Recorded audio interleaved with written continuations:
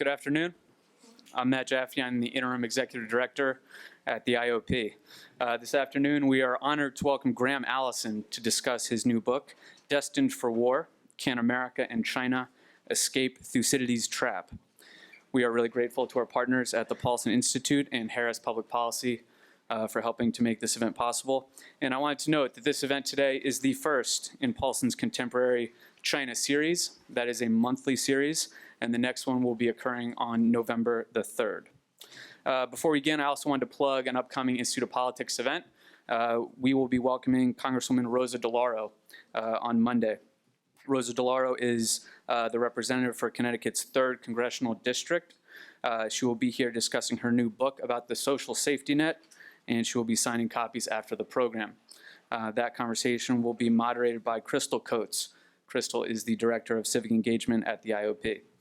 You can sign up for that event. You can also sign up for other IOP events at our website, politics.uchicago.edu. Also, I wanted to mention a few housekeeping notes about today's event. Towards the second half of the conversation, we will open up the floor to take questions from you in the audience. If you have a question, please raise your hand and a mic will be passed around to you. And as always at IOP events, we will give priority to student questions, and the first 3 questions will be asked by students. Now, here to formally introduce our speaker is Ronan Shatsky. Ronan is a second-year student from New York City. He is here studying public policy and economics.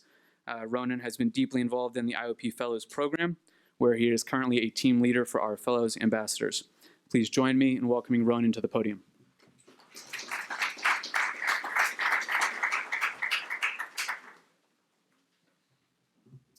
As Americans, it's easy to feel that the danger of war is something we've left far behind. But we should never be lulled into a false sense of security. Advanced as we are, enlightened as we are, there are grim patterns in international politics that repeat themselves throughout history. And right now, tensions with China raise the very real question whether 10, 20 years down the line, our two countries could find ourselves in a serious confrontation. To give us some crucial insight on this question, we are fortunate to have with us here Dr. Graham Allison in a discussion with Dr. Evan A. Feigenbaum. Dr. Allison is the Douglas Dillon Professor of Government at Harvard's Kennedy School, where he served as dean in its formative years. For decades, he has led the way in revolutionizing our approach to foreign policy. He ultimately went on to share his expertise in the Reagan and Clinton administrations. Under Bill Clinton, as Assistant Secretary of Defense, he orchestrated the safe removal of thousands of nuclear weapons from former Soviet countries. This earned him the DoD's highest civilian award, the Distinguished Public Service Medal. Until just this past July, Dr. Allison was also the director of Harvard's acclaimed Belfer Center for Science and International Affairs. Dr. Feigenbaum is the vice chairman of the Paulson Institute here at UChicago, a longtime Asia expert. He led much of the Bush administration's Asia policy in the State Department, working closely with Secretaries of State Colin Powell and Condoleezza Rice. Recently, Dr. Allison has been thinking a lot about China. He has observed that a proud nation on the rise will often clash with an established power paranoid that its time is up. He calls this phenomenon the Thucydides trap. In his book, Destined for War, Dr. Allison examines this pattern as it has manifested itself over time and applies his analysis to our current relationship with China. So should we be worried? Should we all start learning Chinese characters right away? Let's see what the experts have to say. Please join me in welcoming Drs. Graham Allison and Evan Feigenbaum.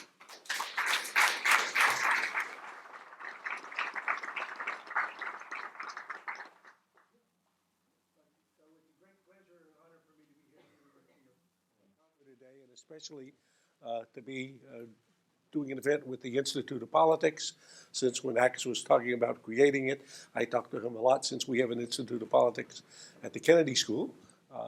And in particular, to share the stage with Evan Feigenbaum, a colleague for a couple of decades, from the period in which initially I hired him at the Belfer Center to open our China project, and he began explaining to me who had not been interested in China before that, China, you should probably think about China. It took me a while, because little by little, I'm a slow learner, but over time I came to focus on China. And my old professor at Harvard, Henry Kissinger, kept telling me the same thing, and I was trying to do a book on Lee Kuan Yew, and Lee Kuan Yew kept saying the same thing. Maybe I should remember what Evan told me at the beginning. But you didn't learn Chinese. If I were smarter or more agile with language, I would have learned Chinese. And if I were giving you one piece of advice for those of your students, and I applaud your efforts to learn Mandarin, I'd say that's I would like to speak English first, but I would speak Mandarin second. In any case, let me give you, in about 10 minutes, quick, the elevator version of the argument for the book, which I hope you'll become interested in, you'll get a copy, and you'll read. So I'm going to, as the book does, introduce you, or for most of you, I hope, reintroduce you to a great thinker. I'm going to present a big idea, and then I'm going to pose a most consequential question. So the big thinker is Thucydides. Now, having published this book about 3 months or 4 months ago, I've discovered in talking about it in various places 2 things about Americans. First, they don't like multisyllabic. Well, that's challenging. And second, Thucydides is a mouthful. So for sure, you're going to at least learn one thing here today: how to pronounce this fellow's name. We're going to do it in unison. 1, 2, 3. Thucydides. One more time. Thucydides. Okay. So who is Thucydides? He was the father and founder of history. He wrote the first ever history book. It's called The History of the Peloponnesian War. History, as he defined it, being the account of what actually happened, the choices of human beings and their consequences, without the benefit of mythology or spirits or other external themes. So the father of history. And you can actually download his book for free, his History of the Peloponnesian War. Read just the first 100 pages, book 1, and if it doesn't knock your socks off, I'll be surprised. So the big idea, Thucydides' trap. This is a term I coined about 6 years ago to make vivid Thucydides' insight about what happens when a rising power threatens to displace a ruling power. And Thucydides' proposition and Thucydides' trap is the dangerous dynamic that occurs when a rising power threatens to displace a ruling power. Thucydides observed this phenomena in classical Greece as Athens rose to challenge Sparta, which had been the dominant power in Greece for 100 years. In the book, I have a chapter on World War I and the rise of Germany, which impacted Britain, which had ruled the world in an empire in which the sun never set for 100 years, and China, as it's been rising over the past generation to challenge the US.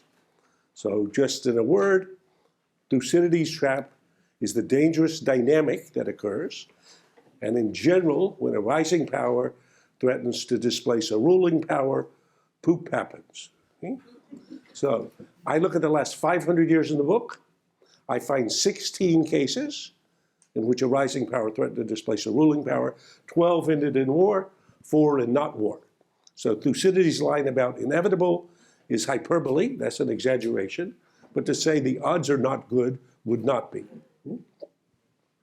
Finally, the consequential question, as I think the introduction already suggested, the subtitle of the book is called Can America and China Escape Thucydides' Trap?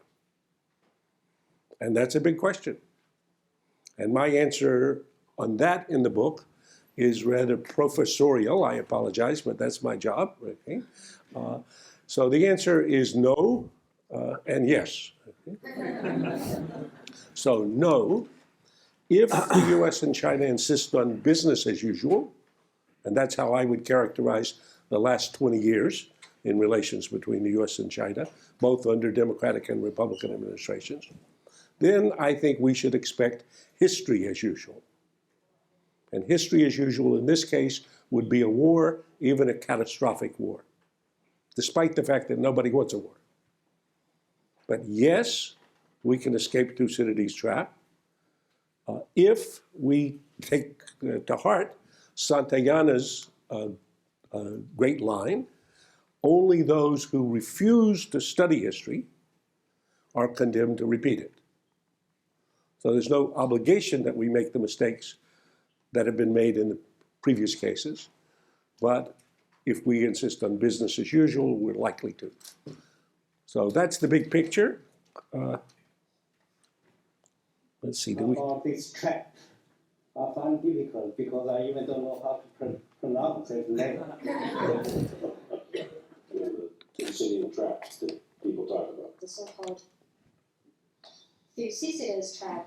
The Thucydides trap. Thucydides trap. The Thucydides trap. Thucydides trap. The Thucydides trap.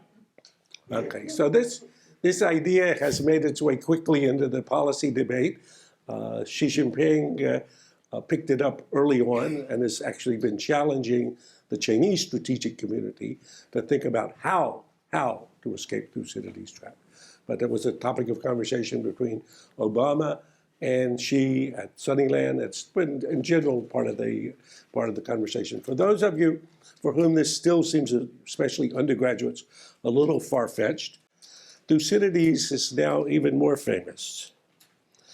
So the blockbuster of the year is a movie called Wonder Woman. And I'm not going to tell you all about the movie, but in any case, at one point, she's trying to impress Ludendorff, who's the military leader of Germany at the end of World War I, that they should stop the war. She's come to stop the war. And he tells her, peace is only an armistice in an endless war, thinking that he's going to put her down. And she says immediately, Thucydides. And he's flummoxed, okay? So particularly for those of you who want to make sure you're ready in case somebody gives you a quote, you answer, Thucydides, okay? Okay. In the longer version of this, I organized the comments under as answers to 3 questions. So I'll state 3 questions, I'll give you my tweet-size answer, and then I'll say just a word about each. Okay? First question, what has been the geopolitical event of the last 25 years, of this past generation? Second question, what will be the geostrategic challenge of the next 25 years, as far as we can see? And the third question is, can the US and China escape Thucydides' trap? Or are we going to find ourselves in a war? In answer to the first question, the geopolitical event of the past quarter century has been the rise of China. Never before has a country risen so far, so fast, on so many different dimensions. Most of us haven't been watching, but I quote Václav Havel, the former Czech president, with a great line in which he says, things have happened so fast, we haven't yet had time to be astonished. So I would say, look at the facts and you will be astonished. Second, what will be the geostrategic challenge next 25 years? The impact of the rise of China, on the US, on Americans' sense of their role in the world, and on the international order that the US built in the wake of World War II and has underwritten for 7 decades since then. 7 decades which, as the introduction reminded us, have been without great power war, which is itself a historical anomaly. So the geostrategic challenge going forward, the impact of the rise of China on the US and the international order. And finally, on the question of whether the US and China can escape Thucydides' trap or will find themselves dragged to war, we need to remember that Thucydides' insight about rising power versus ruling power is not, let me say again, not that the rising power thinks I'm big and strong enough, it's time for me to fight Evan. And it's not that Evan looks at me and says, this upstart is getting so strong that pretty soon he's going to challenge me, I should fight him now. Instead, what happens is during this dynamic, a third-party action that's unintended by either of the primary competitors that would otherwise be inconsequential or easily managed leads one of them to react and then the other, and one thing leads to the other in a cascade, at the end of which they find themselves in war. And if we go to the Athens and Sparta story, it's Corinth and Corcyra. If we look at World War I, how in the world could the assassination of an archduke have produced a conflagration that was so devastating that it required historians to create a whole new category? That's why it's called World War I. And in the current case, I would say the chief candidate for this role is Kim Jong-un, who we're going to see in the months immediately ahead either acquire the ability to strike San Francisco with a nuclear weapon, or we're going to strike him to prevent that from happening. So that's the tweet-sized version, just a little more, and then I'll stop here. Well, here's Xi and Obama talking about Thucydides' trap. Rise of China. And I have for those of you who haven't been following, I have I think the best 20-page summary of what's happened over the last 25 years in the China case. And one of the illustrations I offer is this bridge at Harvard, which Evan will remember. It goes across the Charles River between the business school and the Kennedy School. I can see it looking out my office. The discussion of the renovation of it began when I was dean of the Kennedy School. I quit being dean in 1989. The project began in earnest in 2012. It was a 2-year project. So the traffic has been horrible. In 2014, they said it's not finished, it'll take another year. 2015, they said it's not finished, it'll take another year. 2016, they said, we're not going to tell you when it's going to be finished. Okay? There's a bridge just like this in China, in Beijing, called the Sanyan Bridge, which is actually, it's 2.5 times bigger than this in terms of traffic flow. The Chinese decided in 2015 to renovate it. How long did it take to complete? How about a guess? 6 months. 43 hours. 43 hours. This is a YouTube, you can go watch it. Actual picture that's just speeded up and you can see the timeline. 43 hours. If you look at high-speed rail, the U.S. has been building its single piece of high-speed rail from San Francisco to Los Angeles for how long? 10 years. When is it going to be finished? Currently, they say 2029, but many people believe never. Okay. In the past 10 years, how much high-speed rail has China built that's running today? 16,000 miles. 16,000. Okay. In the book, I give you a little checklist that I do of when could China become number one. 26 indicators. Look at it, you'll enjoy it. Okay. Second question. Impact of the rise of China on the U.S. This is a cartoon that I made for testimony to the Senate Armed Services Committee back in 2014, when a former student who's a member of the committee asked me if I would testify about the big picture. So one way to think about what's happened with the rise of China is to imagine a seesaw in a kid's schoolyard with the U.S. sitting on one end of the seesaw and China sitting on the other end. So in 2004, China's about 20% the size of the U.S. In 2014, it's slightly larger, equal or slightly larger. On the current trend lines in 2024, it's going to be 40% bigger than we are. Say, whoa, wait a minute. Nobody told me. Okay? China's economy today is bigger than the U.S. economy, measured by the single best yardstick for comparing national economies in the judgment of the IMF and the CIA, namely purchasing power parity. That was the big takeaway from the 2014 IMF World Bank meeting.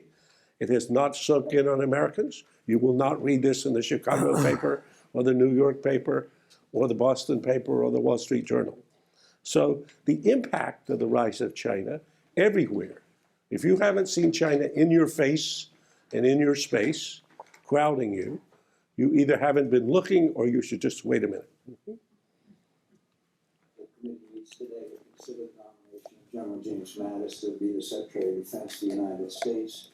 I thank both Senator Knight and Senator Cohen for being here. He's probably the only one here at this table who can hear the words Thucydides trap and not have to go to Wikipedia. Of course, Secretary Cohen has insulted every member of this committee by suggesting that we don't readily understand that. We're going to have to manage that competition between us and China.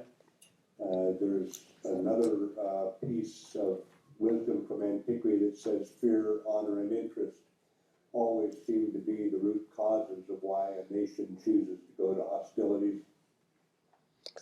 So Mattis, who's also a big reader of Thucydides, that's another line from Thucydides. It's another one that I give you as an epigraph to one of the chapters. So I'm focusing on one big idea in Thucydides. There are a lot of big ideas there.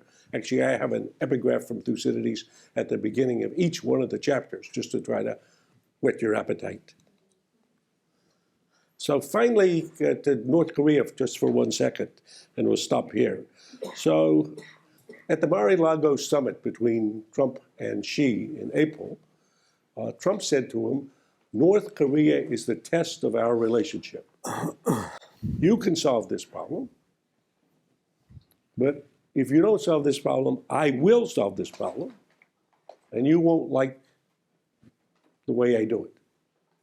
And then he served him chocolate cake at the opening dinner, excused himself, went to the room next door, and announced that the US was launching 59 cruise missiles against Syria to punish Assad for the use of chemical weapons, and just to underline the message. So there's no question whatever that Trump can order a cruise missile attack on North Korean ICBM launch pads to prevent them completing the ICBM tests, which if they complete, will give them capability to strike Los Angeles or San Francisco with nuclear weapons. So that's a fact. The question is, what comes next? And when that question has been addressed on multiple previous occasions in the US government, when Evan was in the government, when I was in the Clinton administration, we looked at this very carefully. The estimate of the overwhelming estimate of the intelligence community is that North Korea will respond by attacking Seoul, the capital of South Korea, where there's about 20 million people, including 200,000 Americans who live, and they can kill hundreds of thousands of people overnight with artillery shells. And then we respond by suppressing those attacks. Otherwise, they'll kill more. And then, well, if we go over after all the targets that can attack South Korea, that's a couple of thousand aim points. So then, that's the Second Korean War. And how did the First Korean War work out? I would say go read about it, okay? In that case, North Korea dragged China and the US into a war with each other that neither wanted. 50,000 Americans died, most of them killed by Chinese. And 1 million Chinese died, most of them killed by Americans. And several million Koreans. So could Kim Jong-un drag US and China into a war? Well, excuse me, the Kim regime already did once. So could this happen again? And I would say, I hope not, I pray not, but it could. So maybe that's enough to get us started. Great. Well, thanks, Graham, and welcome to Chicago. Thank you. Two things at the top. First, I want to thank the Institute of Politics. We always enjoy working jointly, the Paulson Institute and our next door neighbors, actually, over on Woodlawn Avenue. So terrific to do a program with you again. Second, a real pleasure to do this with Graham, who, as he said, if I may return the compliment, we've known each other a long time. In fact, you knew me when? I think we first met in the mid-1990s when I was a newly minted PhD doing a postdoc at Harvard. The world was a lot different then.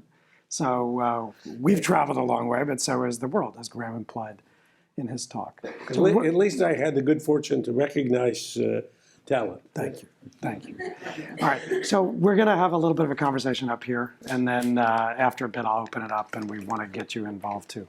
I was thinking maybe we could start, there's a lot of different ways we could go on this, but maybe let's start by talking about China a little bit. So, like you, my background is mainly geopolitics, national security, and you're making essentially a geopolitical argument about a geopolitical trap. Right. And so, given my background, when I hear about a geopolitical trap, I get all excited and bothered by that. But these days, I run an institute here on campus that's mainly focused on economics and political economy, where we look at China through the prism not of a geopolitical trap, but of actually a very different trap, the so-called middle income trap. Right.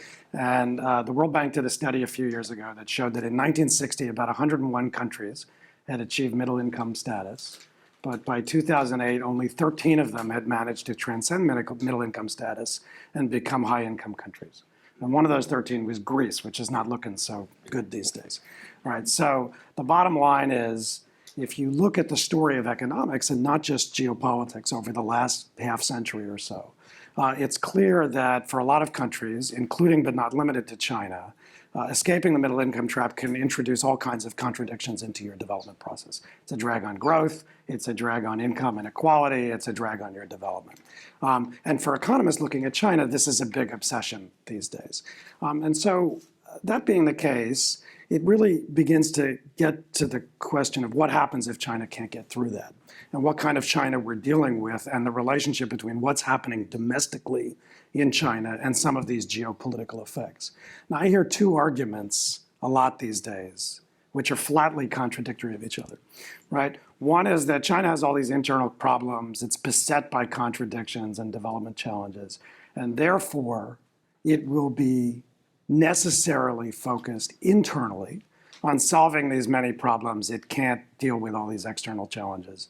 And so the argument is not quite, don't worry about China, but let's face it, in the great scheme of its priorities, whether it's Xi Jinping or the next leader, China's going to have to focus internally on its problems, and that will mitigate and have a tempering effect on Chinese behavior externally.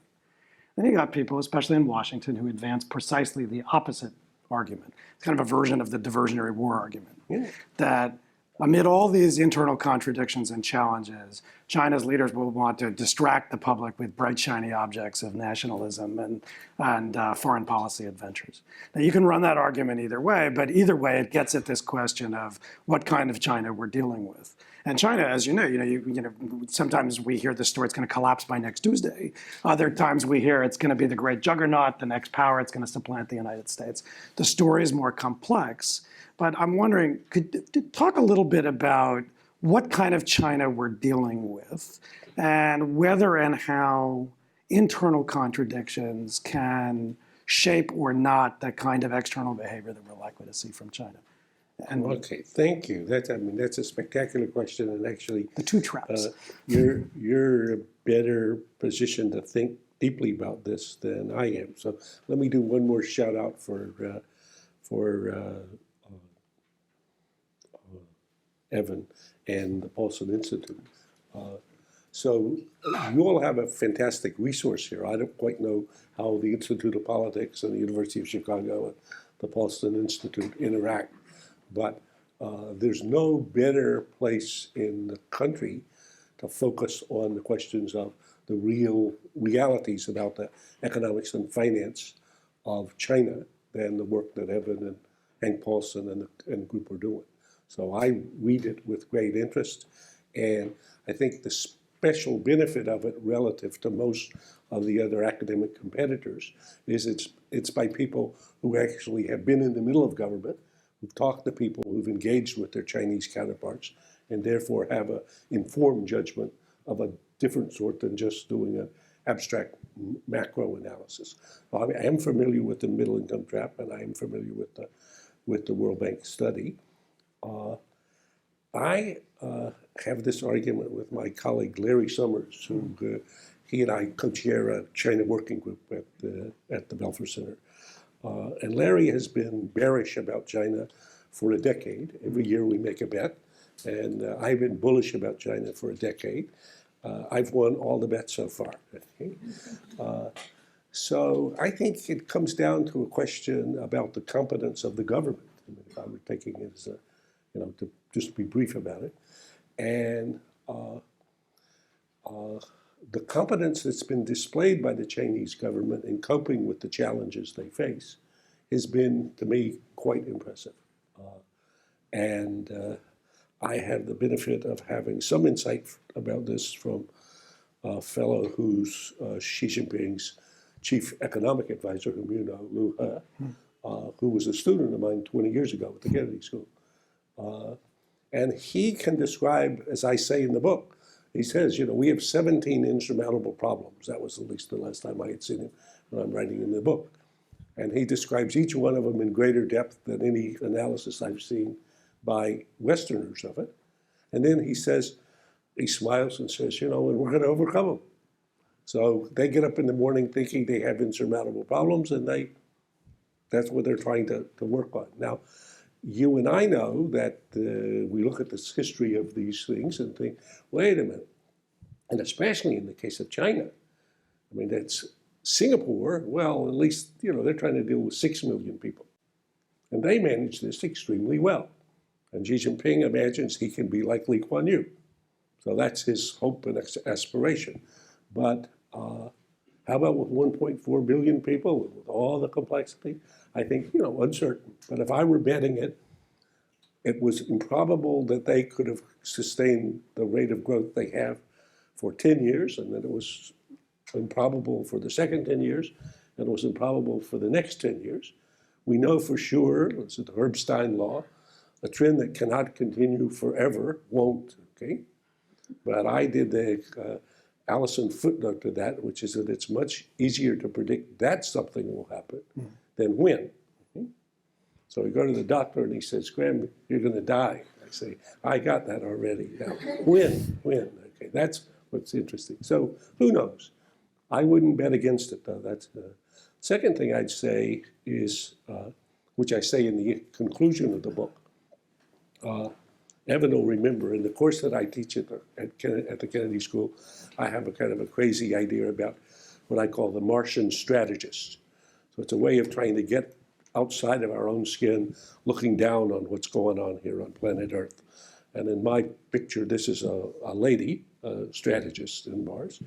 And so I imagine that let's just imagine she parachuted into Mar-a-Lago with Trump and Xi. I think she would say to them, you each have a almost insurmountable problem that if you fail to address successfully, the rest is not going to matter very much. That's a prerequisite to whatever else you want to do, and it's right inside your own border. And the question for each of you is, are you able to govern yourself? And she would say, looking at the record, the last 10 or 20 years, I doubt it. One of you's got a dysfunctional democracy that's going to be consumed by its own. And the other one is trying to retrofit an authoritarian system that's an operating system that, as Lee Kuan Yew told Xi Jinping, you know, you can't sustain in a world in which people have smartphones. It just doesn't work. So I would say it's a big, big governance challenge in both places. Huge for China, but I would say huge for us too. But from a strategic planning perspective, you'd say we, the United States, have got to presume that even if we don't know the timeline, and even if we presume there are bumps in the road, that between point A and point P, we're going to face the kind of challenge that you argue. I would say that the baseline projection that I would propose we plan against is a China that continues growing about 3 times the rate we do. Right. And you can then run that out, and it doesn't matter whether it's 10 years or 15 or 20, and that they're eager, not only a China that will be bigger and stronger financially, but that aspires, as Xi Jinping is quite clear, to become predominant in its neighborhood. Right. On the other hand, and I think your point is just right about this, and geopolitical arguments go back and forth, suppose the Chinese economy began to not perform. So now you're the advisor to Xi Jinping, and your legitimacy is built on his new combination, which is we deliver the goods, economic growth, but also a very significant revival of nationalism, built on national pride that we're finally standing up and reestablishing our established place. Okay? So if you were not able to stand on the first leg, the temptation to stand on the second leg would get larger. So there's dangers in that option, I think, as well. Right. So what are some of the mitigating factors? You know, I was looking at the book. I think I don't remember all of the cases exactly, but I think most of the non-war cases are clustered toward the 20th century. The two biggies that are most interesting Or U.S.-Soviet Union. are the U.S.-Soviet Union and the Cold War, and the rise of U.S. displacing Britain at the beginning of the 20th century. So that's pre-nuclear. Right, it's pre-nuclear. Yeah. Right, but they tend to cluster at the more modern end of the spectrum, which gets at the question of whether something's happening Right. in terms of the evolution of international history. So China, you know, one factor could be nuclear weapons. China's had nuclear weapons since 1964, vastly predating the economic rise of the country.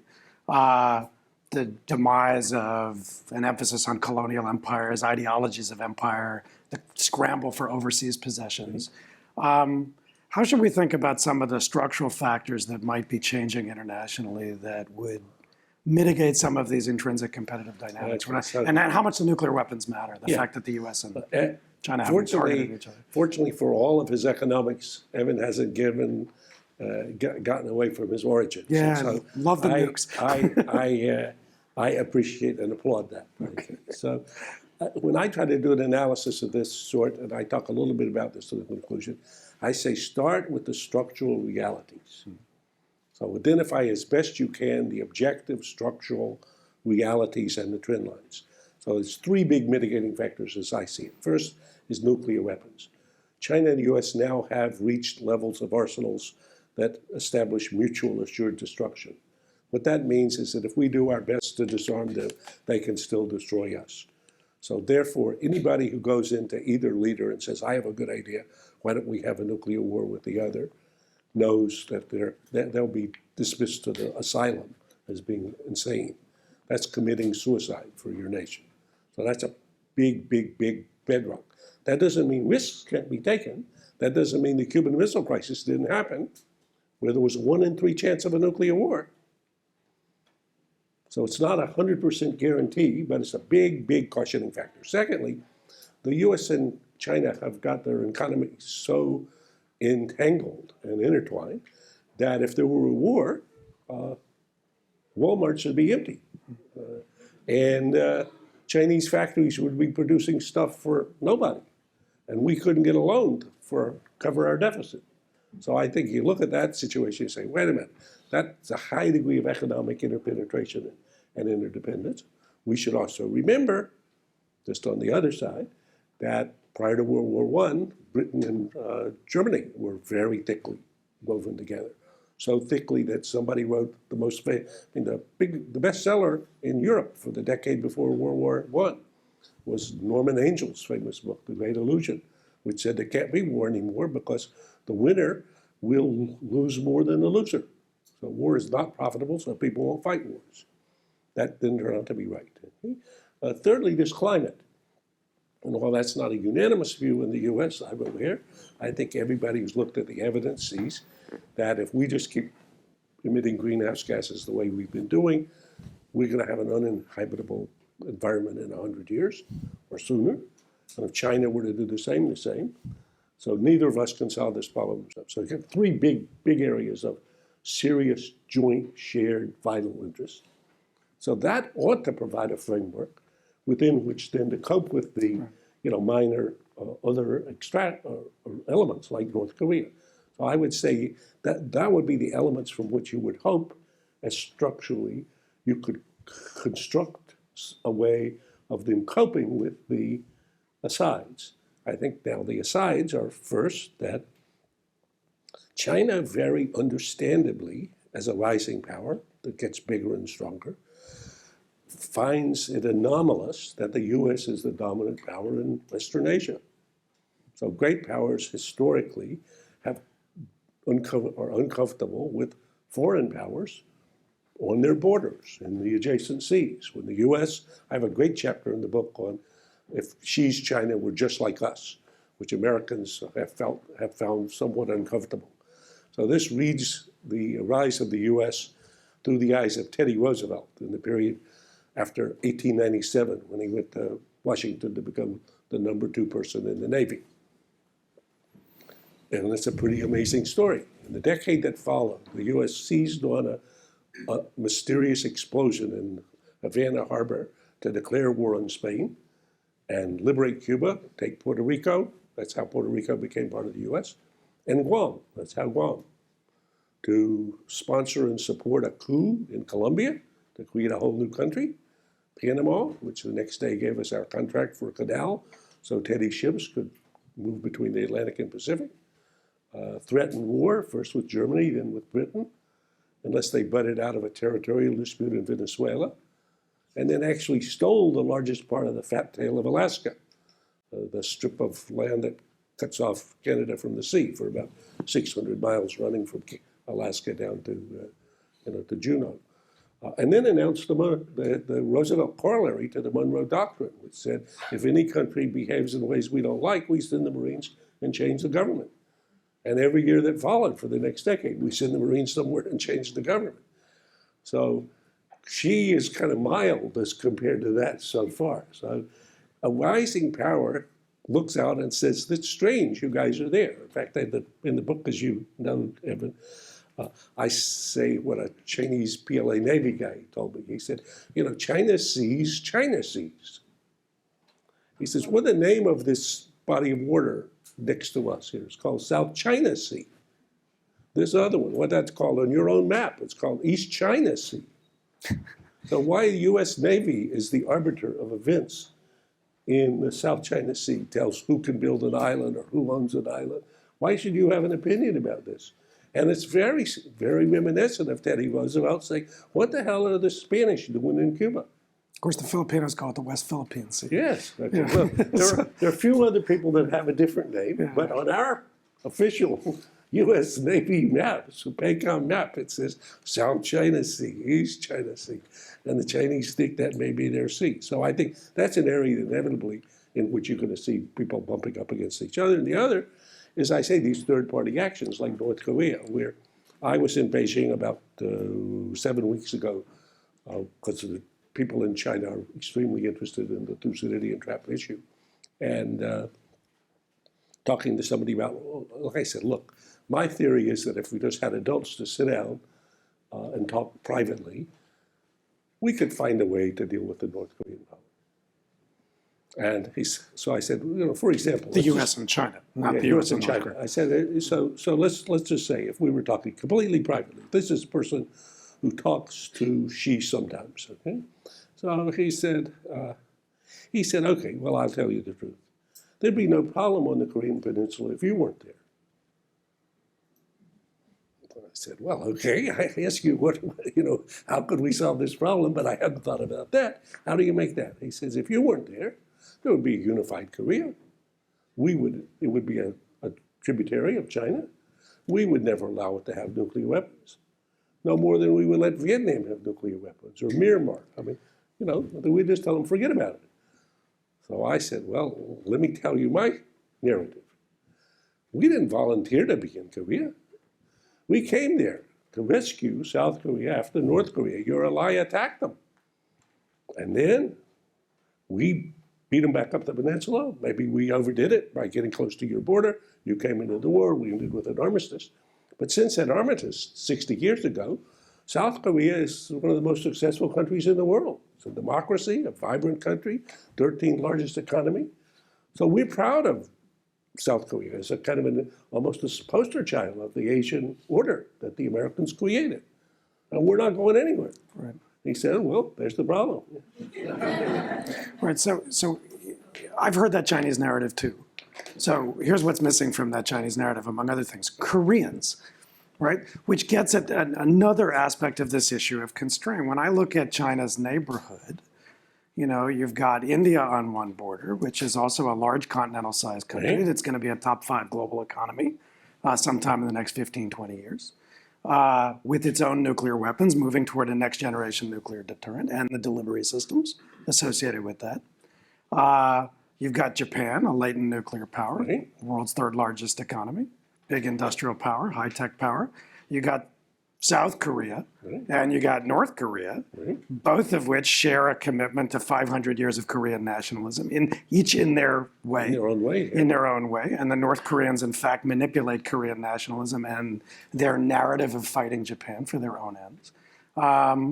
You got Vietnam, you've got other, and so you have this network of middle powers, latent great powers, in Japan's case, an actual economic great power, Right. and a latent military great power, latent nuclear capabilities. So, quite apart from the U.S.-China story, you have this Asian drama that includes all of these other players. Why is that not a constraint on China's aspirations in the first instance, but on U.S.-China competition in the second? Well, it's fantastic. And so I would just say yes. All those are additional structural realities for China. I think that for a while, I mean, you and I can remember conversations with Chinese 20 years ago in which they would say, never do we have any aspirations to do anything other than just, become a little less poor. So we're just a developing country minding our own business, and hide and bide became a kind of an umbrella for this. Then they said, well, how about peaceful rise? So all we're doing is just trying to become a little more wealthy. And in those conversations, people would often say, we actually think, because we would say, you should be appreciative. I've given this speech before. I have to smile now that I think about it in retrospect. But, you should be appreciative of what we are doing for you, China, because otherwise, South Korea would probably have nuclear weapons. I mean, they were trying to get nuclear weapons at one stage, and the U.S. said, choose between having nuclear weapons and having American troops. And if South Korea became a nuclear weapon state, Japan would become a nuclear weapon state.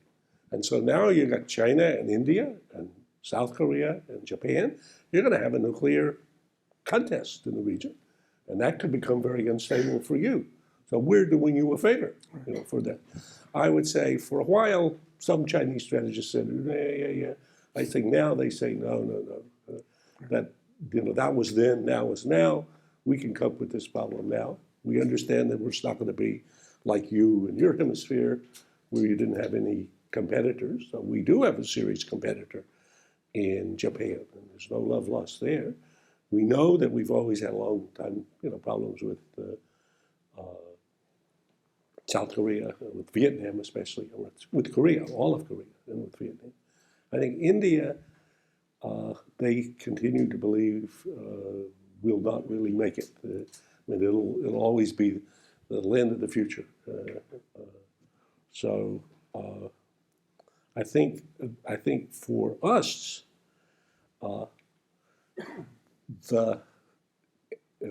my colleague Ash Carter, who's I've recruited to be my successor at the Belfer Center now.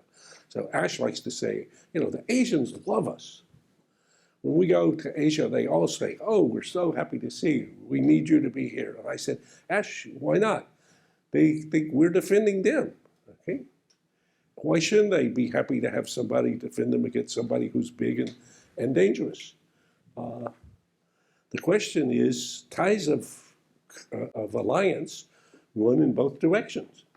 And actually how Corinth and Athens got dragged into a war was their ally, how Sparta and Athens got dragged into the war, is their ally dragged them in. World War I is allies dragging people along. So I think this may actually be more dangerous for us as we try to figure out, how to fashion an environment for China. Okay, let's get you guys involved. I want to take a bunch from students first, and to give you a lot of different ideas to play with. Let's take 3 at once. So we have 3 students out there. Okay, 1 in back, 1 here, and then 1 here. So go ahead. Hi, thank you so much for being here. Thank you, both of you, for the wonderful talks. I'm a student at the Harris Public Policy School. Great. My question is about, I noticed there's a new company called Jigsaw, which is actually underneath the Google umbrella, and the CEO and founder of it came from the State Department, and what it does is it it tracks cyber attacks from other countries around the world. It combats oppression of freedom of speech and so forth. So the way I see it, it's sort of opening the door to privatization of U.S. policy planning in terms of global geopolitics. So do you see that? Do you think that will expand? And if so, how might that play out? Mainly, do you think that will expand? Okay, before you answer, let's get two more on the table. There was one back here. Yeah, please. So the conversation of the possible confrontation of China with the United States seems to be framed in hard material terms, economic, military, possible confrontations. But I'd like to get your thoughts on the role of soft power and culture and ideas and popular culture in this conversation. There was an article in Foreign Policy earlier this year called "Why is China So Uncool?" And it gets to the effect that as China is trying to seemingly manufacture its soft power capabilities abroad, there's still all those deep-seated contradictions that you mentioned earlier. Like the Confucius Institute's coverage seems to be that they haven't been very effective. And then the recent Cambridge University Press controversy, that kind of speaks to those deep-seated contradictions. So I'd like to get your thought on that. Okay, and one more here. Why don't we get your mic? Hi, my name is Coco. I'm also a first-year student at Harris School of Public Policy. My question will be, so we were talking about joint shared vital interests that China and the U.S. have. I'm just wondering how big of the economic interdependence is gonna make the war more costly for both countries. Also because there's this term that I've heard recently. It's called like hot economics and cold politics. I'm just wondering like how true this statement is. Say it again. It's hot economics and cold politics. Okay. Thank you. All right. Okay. Thank you, Great Greg. questions. I'm trying to be, I won't do justice to the questions, but I'll try to at least respond briefly.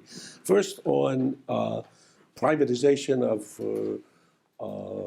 the private sector, Google, Jigsaw et al., and as well as in the Chinese case, let's take Tencent or Alibaba and the governments. The relationships between those are thicker than you would understand from reading in the newspapers, and inevitably so. And there will be many companies that are trying to track cyber attacks because cyber attacks have big impact on companies. And the government is not able to defend them successfully. And so if you're any one of the companies that have been hacked lately, you're interested in trying to, or anyone like them, you're interested in all the protection that you can get. So I would say this whole space is moving rapidly. I think in particular in the Chinese case, the entities that are involved in both offensive and defensive cyber activity have always lived in a big gray zone. But there's actually a little more gray in the American picture than usually meets the eye. On the soft power and ideas, which may relate to the hard economics and soft power, I think, as one of my Chinese friends says, I would be happy to have a contest between hard power and soft power any day. So tell me how your soft power prevented Russia taking over Ukraine or achieved your objectives in Syria or so another version of this would say, look, if we can be feared, and then if we can be respected, we don't have to be loved. The current version of this, Eric Lee, I think, is one of the interesting people to read on the subject. He basically says, if we show that we're competent to perform, so we can fix a bridge and you spend however long fixing a bridge, and we can show we can grow an economy a lot faster than you can, and we have a government that's not all the time tangled up the way your government is. I mean, we don't have Donald Trump as, the head of China. We don't have a government or, a Congress or Parliament that can't pass laws, don't have even a budget. He said, people will look and say, if they've got a system for driving the bus, that looks like a pretty good system for me. Or good enough. So if we're going to want to people doing emulation. Now, I don't agree with this. Okay, I'm a old-fashioned, small L, Western liberal, but that's a set of beliefs I have. But I think the evidence at this stage would be at least an argument. And that's the same thing on the hard power, hard economics, soft power. If you look at the game over the last 20 years in the South China Sea and ASEAN, and you ask, I have a little bit of description of this in the end of the first chapter from a Rip Van Winkle moment that a great American diplomat, who's a friend of both Evans and mine, who's now deceased, is Steve Bosworth. Right? So 20 years ago, there would be no question whatever if anything happened in the region. The first capital folks in Indonesia or Malaysia or the Philippines or Vietnam or even Singapore would think it's the US, Washington. First place they would call. He said when he arrived in Asia after about an 8-year hiatus, he's an Asian hand, in 2009, when he became Obama's special emissary for North Korea, he went and visited all the regions, and he came back and he said he had been shocked that now the first place they look every day is in Beijing. The first question they ask is for Beijing. So they may not love China, but if it's its number one market, their number one importer, their number one investor, and they've shown a demonstrated willingness to squeeze people when they behave ways they don't like, they can get their way, maybe grudgingly, but get their way. All right, let's take a couple more. Let's see, we can take one here, and yeah, I'm just looking for more students, and one back there. All right. Hi, I'm a first year in college, and I kind of just want to ask, you talked earlier about complex interdependence theory, what was like proposed by Joseph Nye. Do you think that that will come into play when China reaches an extent where its economic and perhaps military capacity meets that of the U.S.? Will it try to challenge the smaller kind of focal points in which a war could begin, like the fact that the U.S. holds a lot of the choke points for trade into China, and places where in smaller areas where China, where people might not think a war would begin, but where aggression can start and be ignited. Okay, and then there's one more back there. Hi, I'm from Harris Public Policy, and my question about the Thucydides trap is, I'm from a higher education policy background, so it's new to me, but I'm very curious. So from my understanding, the prerequisite for this trap to stand is, number one, all the nations, it's natural for them to survive and to expand. Number two, they're competing for the same types of resources to achieve this goal. Number three, these resources are not reproducible or renewable.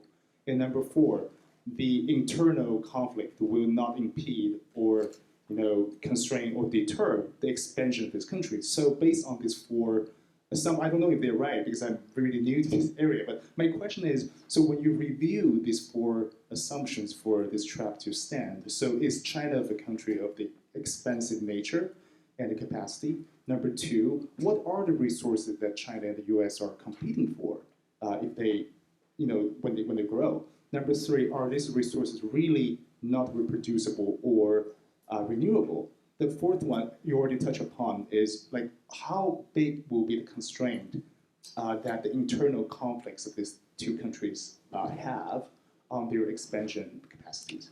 It's a very long question. You don't need to be really go through them, but it's just my curiosity. Thank you.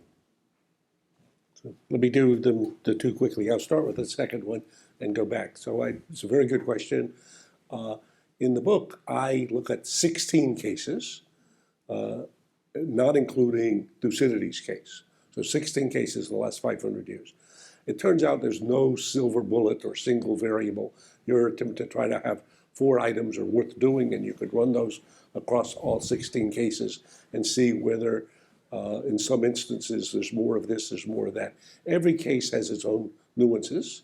Every case is different.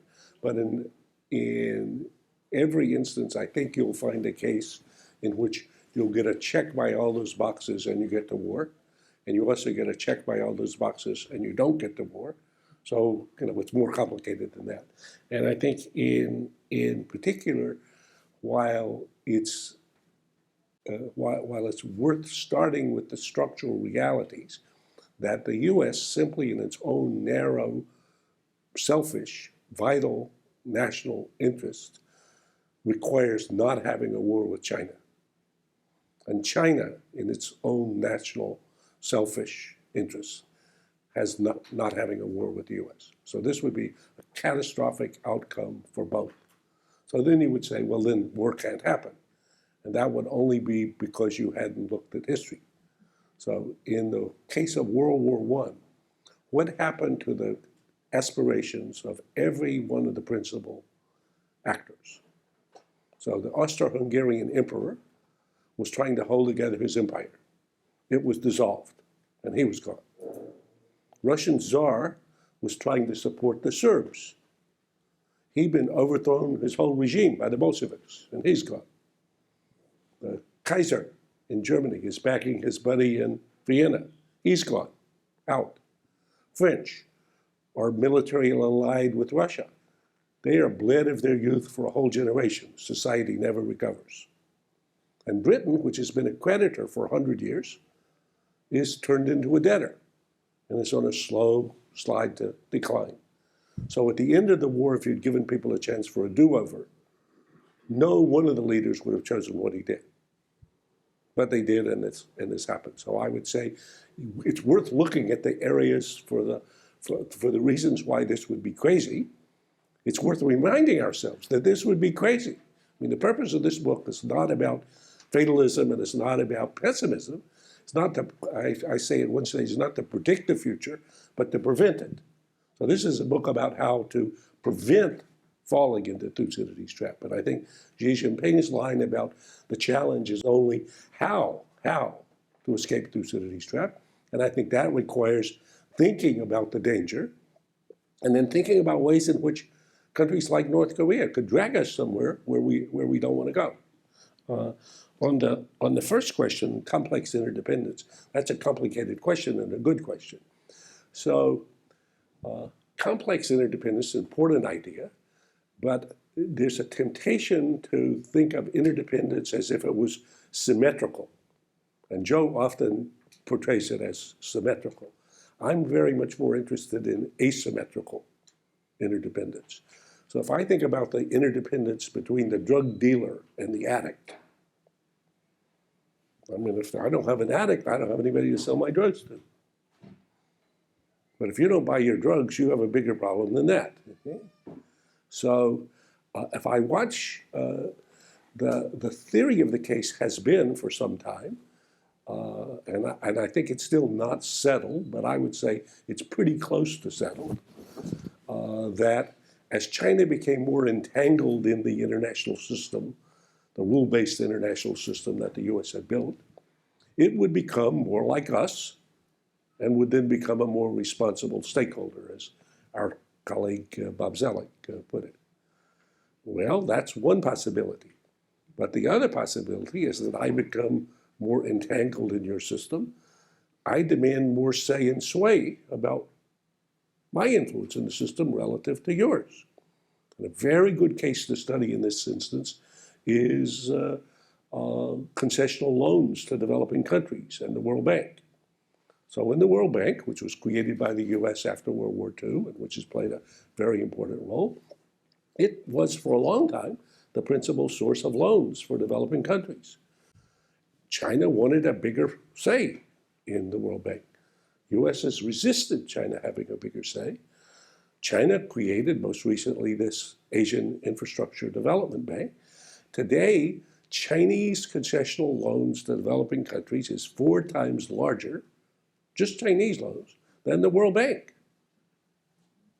And if you look at the IMF, this is another amazing and interesting story, which still hasn't been told, but where, as the US attempts to continue to hold our position, which we wrote into the circumstances when we created the IMF, is basically having a unilateral veto, China is finding that uncomfortable and is moving to see what other arrangements are possible. So I would say that complex interdependence can either be that as I become more interdependent, I become more, quote, responsible, as you would think of it, or alternatively, I have more leverage.